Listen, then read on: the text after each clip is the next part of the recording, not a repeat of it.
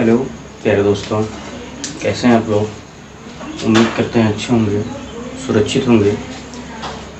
दोस्तों, आज हम लोग बात करने वाले हैं ठोसों में दोष, इम्प्योरिटी इन सॉलिड या इम्परफेक्शन इन क्रिस्टल। दोस्तों, दुनिया में जितनी भी चीज़ें हैं 100% कोई भी चीज़ शुद्ध नहीं है। कुछ ना कुछ उसमें क्या है, इम्प्योरिटीज़ है। आप कह सकते हैं जैसे राजा हरिश्चंद्र थे, युधिष्ठिर थे महाभारत में। तो युधिष्ठिर जी सत्यवादी थे, लेकिन युद्ध में उन्होंने एक छोटा सा झूठ बोला। राजा हरिश्चंद्र, उनमें भी कहीं ना कहीं कुछ आप कह सकते हैं कि कमियां रही होंगी। ऐसे ही कोई भी जो ठोस होता है, जब ठोस का निर्माण होता है ना, वो लिक्विड से सॉलिड में आता है, जब उसकी पैकिंग होती है, तो ड्यूरिंग द पैकिंग के टाइम उसमें कुछ इम्प्योरिटीज़ आ जाती है। मतलब जहाँ क्रिस्टल होना चाहिए, परमाणु होना चाहिए, कभी कभी वहाँ से गायब हो जाता है, या उस क्रिस्टल में कभी कभी अतिरिक्त परमाणु आके बैठ जाते हैं। कभी कभी अतिरिक्त परमाणु आके बैठ जाते हैं। ठीक है, जैसे हमारे बॉडी में ही है। कभी कभी डोंट टेक इट अदरवाइज, इसको अदरवाइज आप लोग नहीं लेंगे। हमारी बॉडी में कभी कभी क्या हो जाता है कि आपने देखा होगा एक हाथ गायब हो जाता है, एक आंख कभी कभी गायब हो जाती है, या कभी कभी यहाँ पर एक आंख दिख जाती है और एक हाथ आ जाता है। अभी पिछले दिनों पेपर में देखने को मिला था कि एक बच्चा पैदा हुआ, वो 3 आंख वाला। इन सब स्थितियों में जो एक परफेक्ट बॉडी है उसमें कभी कभी एडिशनल चीज़ें हो जाती हैं, या कभी कभी कुछ चीज़ें मिसिंग हो जाती हैं, जिसके कारण से इम्प्योरिटीज़ या इम्परफेक्शन आता है। तो ये तो रहा ठोस। तो ठोस में भी कुछ न कुछ आपको इम्परफेक्शन देखने को मिलता है, जिसे हम ठोस में दोष कहते हैं। तो परिभाषा क्या कह सकते हैं कि नियमित क्रिस्टल में होने वाली गड़बड़ियों के कारण उत्पन्न दोष को ठोस में दोष कहते हैं। नियमित क्रिस्टल में होने वाली गड़बड़ियों के कारण उत्पन्न दोष को ठोस में दोष कहते हैं।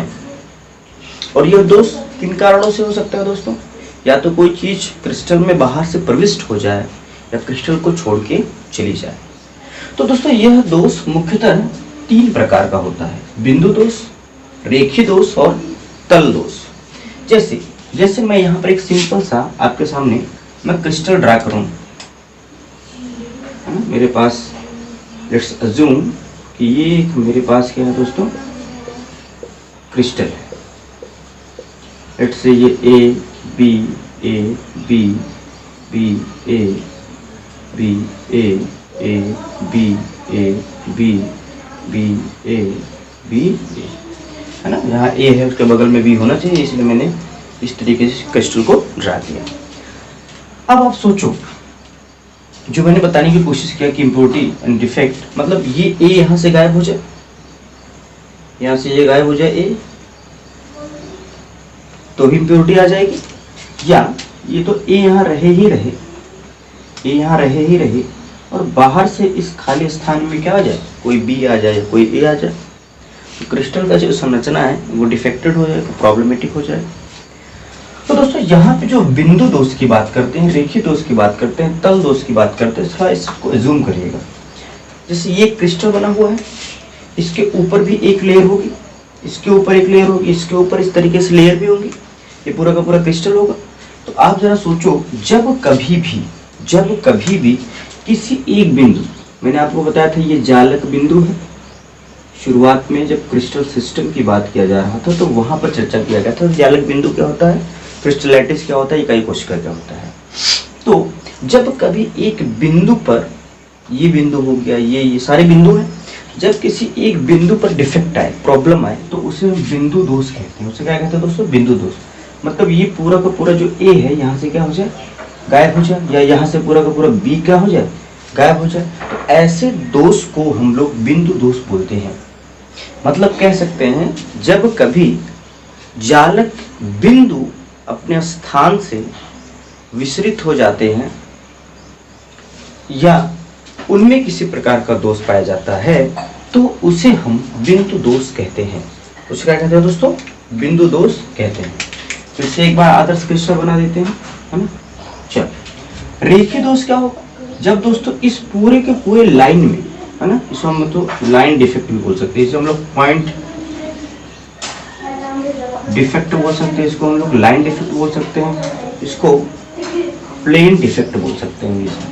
मतलब इस पूरे लाइन में, इस पूरे रेखा में गड़बड़ी हो जाए, मतलब पूरा का पूरा ये रेखा ही क्या हो जाए, डिसअपियर हो जाए, गायब हो जाए, या इनमें किसी प्रकार की गड़बड़ी हो जाए पूरी की पूरी रेखा में, तो उसे हम रेखीय दोष कहेंगे। और तल या प्लेन डिफेक्ट का मतलब, जब मैंने बताया इसके ऊपर प्लेन, इसके ऊपर प्लेन, इसके ऊपर प्लेन, पूरा एक प्लेन ही क्या हो जाए, उड़ जाए, प्लेन ही क्या हो जाए, उड़ जाए, मतलब निकल जाए, हट जाए, या उसमें किसी प्रकार दोष उत्पन्न हो जाए, तो उसे हम क्या बोलेंगे, तल दोष बोलेंगे। तो बहरहाल इनके विषय में ज़्यादातर दोस्तों आपको विचार नहीं करना है, क्योंकि ये आपके सिलेबस का पार्ट नहीं है, रेखीय दोष और प्लेन दोष। जब हायर स्टडी आप करेंगे तो वहाँ पे इनमें होने वाले डिफेक्ट्स की चर्चा देखने को मिलेगी। So don't be take much tension about the line defect and plane defect, इसमें हमको ज़्यादा टेंशन लेने की कोई बात नहीं है, ज़रूरत नहीं है। रेखीय दोष, तल दोष के बारे में ज़्यादा स्टडी करनी नहीं है, बिंदु दोष को ही मतलब आप कह सकते हैं डिटेल में बात करनी पढ़ना है। तो बिंदु दोष के ऊपर आते हैं। तो देखिए, बिंदु दोष दोस्तों मुख्यतः जो है आपका दो प्रकार का होता है, तीन प्रकार का होता है। एक रस समीकरण मिति, एक अरस समीकरण मिति, और इसके बाद है अशुद्धि दोष। ये तीन प्रकार के आपको देखने को मिल रहे हैं, रस समीकरण मिति, अरस समीकरण मिति और अशुद्धि दोष। रस समीकरण मिति या इसको स्टोइकियोमेट्रिक बोलते हैं। स्टोइकियोमेट्रिक का मतलब, जैसे जब हम कोई रिएक्शन लिखते हैं HI से 2HI बनता है, तो ये जो कोफिशिएंट लिखा जाता है रिएक्शन की भाषा में, ये ही इसका स्टोइकियोमेट्रिक कोफिशिएंट है। रस समीकरण मिति गुणांक है, इसको बोलते हैं। तो रस समीकरण मिति का मतलब होता है किसी भी अभिक्रिया या किसी भी ठोस में, आप यहाँ पर ठोस के रिस्पेक्ट में बात करें तो किसी भी ठोस में उपस्थित जो है अणुओं का अनुपात। जैसे यहीं पर देख लीजिए, ये ठोस A और B अणु या परमाणुओं के सहयोग से बना हुआ है। तो इसमें A परमाणु जैसे आप गिनेंगे तो 1 2 3 4 5 6 7 8 A है, और 8 ही क्या है दोस्तों, B है। तो ये इसका क्या है, रस समीकरण मिति है, 8 और 8। तो जब रस समीकरण मिति क्या रहे, बरकरार रहे, बनी रहे, गड़बड़ाए ना, और इसके बावजूद कोई ना कोई दोष उत्पन्न हो, तो रस समीकरण मिति दोष कहलाएगा। जैसे मान लीजिए इसमें से एक A गायब हो जाए और एक ही B क्या हो जाए, गायब हो जाए, तो अब जो है 7A और 7B बचेंगे। पहले भी रेशियो 1:1 का था, अभी भी रेशियो 1:1 का है। मतलब रस समीकरण मिति गुणांक जो है, आप कह सकते हैं रस समीकरण मिति इस क्रिस्टल की गड़बड़ नहीं हुई। मतलब एक A गया, एक B गया, 2A गया, 2B गया। तो उस स्थिति में क्या होगा, उस स्थिति में दोस्तों इसकी रस समीकरण मिति बनी रहेगी। मतलब दोष तो उत्पन्न हो, दिक्कत तो हो, लेकिन जितना एक जाए उतना ही दूसरा भी जाए, तो उसे हम क्या कहेंगे, रस समीकरण मिति दोष कहेंगे। जैसे लेट्स से मान लीजिए ये हमारे पास क्या है, NaCl का क्रिस्टल है, हमारे पास NaCl का क्रिस्टल है, और उसके साथ भी यही स्थिति बनती है। जैसे Na+Cl-, Na+Cl-, Na+Cl-, और यहाँ पे Na+।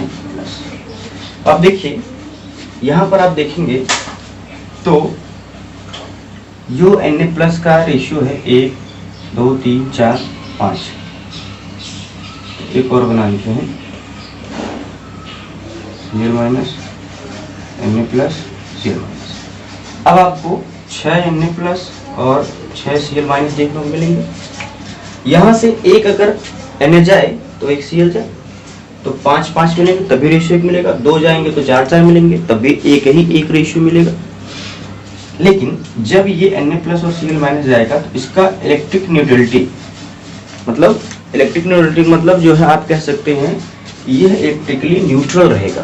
हमारा जो सॉलिड है वो इलेक्ट्रिकली क्या रहेगा, न्यूट्रल रहेगा। ऐसा दोष जो है आपको साटके और फ्रेंकल में देखने को मिलेगा। तो दोस्तों रस समीकरण मिति दोष 4 प्रकार के हैं। आपका रिक्तिका दोष, अंतराकाशी दोष, साटकी दोष और फ्रेंकल दोष। ये दोनों दोष मुख्यतः आपको अनआयनिक क्रिस्टल में देखने को मिलेंगे और ये दोनों दोष आयनिक क्रिस्टल में देखने को मिलेंगे। आप कह सकते हैं रिक्तिका दोष साटकी दोष की तरह, अंतराकाशी दोष फ्रेंकल दोष की तरह है। मतलब जो अनआयनिक में रिक्तिका दोष को बोलेंगे वही आयनिक में साटकी दोष होगा, अंतराकाशी जो अनायनिक में होगा वही फ्रेंकल होगा आयनिक में। तो इस तरीके से ये दोनों दोष होंगे। मतलब यहाँ से क्या होगा, कोई ना कोई एक हमारा क्या हो जाएगा। यहाँ देखिए, ये जो आपका अनायनिक ठोस है, ये तो मैंने आयनिक बनाने की कोशिश किया है। तो रिक्तिका दोष क्या होगा, जब कोई एक क्या परमाणु क्या हो जाएगा, गायब हो जाएगा। यहाँ से एक परमाणु गायब हो गए, परस्पर समीकरण मिति मेंटेन है, तो रिक्तिका दोष हो गया। अंतराकाशी दोष क्या होगा, बीच में कोई परमाणु आ जाएगा, है ना, बीच में कोई परमाणु आ जाएगा। तो आयनिक के लिए वो फ्रेंकल होगा और अनायनिक के लिए वो अंतराकाशी होगा। और डिटेल में हम बात करेंगे। फिलहाल अरस समीकरण मिति जो है वो मुख्यतः दो प्रकार के हैं, धन आयन आधिक्य दोष और ऋण आयन आधिक्य दोष। तो धन आयन आधिक्य दोष जो है वो दो तरह से हो सकता है। धन आयन ऋण आयन के स्थान पे ऋण आयन क्या हो जाए, गायब हो जाए, और उसके स्थान पे इलेक्ट्रिकल न्यूट्रलिटी मेंटेन करने के लिए, क्योंकि क्रिस्टल पूरा का पूरा चार्ज नहीं होना चाहिए, वो इलेक्ट्रिकली न्यूट्रल होना चाहिए। तो उस जो मतलब B माइनस था वो तो गायब हो गया, लेकिन उसको इलेक्ट्रिकल न्यूट्रलिटी मेंटेन करने के इलेक्ट्रॉन आ गया है। तो ऋण आयन के स्थान पर अतिरिक्त इलेक्ट्रॉन की उपस्थिति के कारण एक तरह से धन आयन अधिक इस तरह हो, मतलब धन आयन दो तरह से अधिक हो सकता है ना। आप किसी से कहिए कि आप बाजी किस तरीके से जीत सकते हैं, या तो सामने वाला कमजोर हो या तो आप ज्यादा तेजी से दौड़ो। तो अगर हम कहें कि धन आयन किस कारण से अधिक हो सकता है, एक तो ऋण आयन छोड़ के चला जाए तब धन आयन अधिक हो सकता है। मतलब मैदान छोड़ के कोई चला गया तो आप तो 20 हो जाओगे। कि एक तो धन आयन कोई छोड़ के, धन आयन मतलब ऋण आयन छोड़ के क्रिस्टल को चला गया, ऋण आयन क्रिस्टल को छोड़ के क्या होगा, चला गया, धन आयन क्या हो जाएगा, अधिक हो जाएगा। दूसरा है कि बाहर से धन आयन आ जाए, बाहर से क्या आ जाए, धन आयन आ जाए। तो इन दोनों स्थितियों में धन आयन अधिकता दोष होगा। इसके विपरीत ऋण आयन अधिकता दोष किस कारण से होगा, अब आप समझ गए होंगे। या एक तो क्या हो जाए, धन आयन बाहर चला जाए, या एक तो क्या हो जाए, ऋण आयन अंदर आ जाए। तो ये बहुत ही सिंपल सा है। तो ऋण आयन अधिकता दोष हो जाएगा।